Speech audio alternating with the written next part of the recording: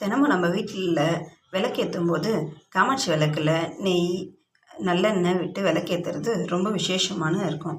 அதோட அந்த விளக்கேற்றும் போது விளக்கில் நம்மளால் முடிஞ்ச அளவுக்கு ஒரு சின்ன துண்டு பச்சை கற்பூரம், ஒரு ஏலக்காய், ஒரு கிராம்பு போட்டு விளக்கேற்றும் போது அந்த நறுமணம் வீடு முழுக்க பரவி வீடு அப்படியே லக்ஷ்மி கடாட்சமாக இருக்கும்.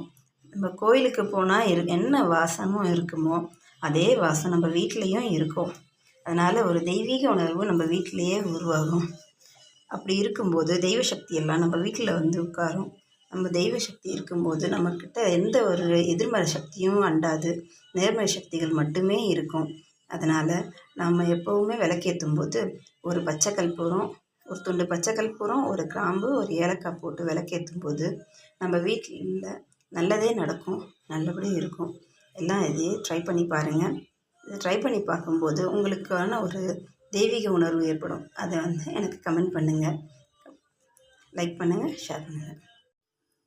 இது மாதிரி ஏற்றும்போது வீட்டில் ஒரு தெய்வீக சக்தி வர்றதை உங்களாலேயே உணர முடியும். அப்போது வீட்டில் ஒரு சந்தோஷமான நிம்மதியான சூழ்நிலை வருது உங்களுக்கே கண்கூடாக தெரியும். அதனால் இதை மாதிரி மறுபடியும் ட்ரை பண்ணி பாருங்கள். ட்ரை பண்ணி பார்த்துட்டு உங்களுக்கு எப்படி இருக்குன்றதை எனக்கு கமெண்ட் பண்ணுங்கள்.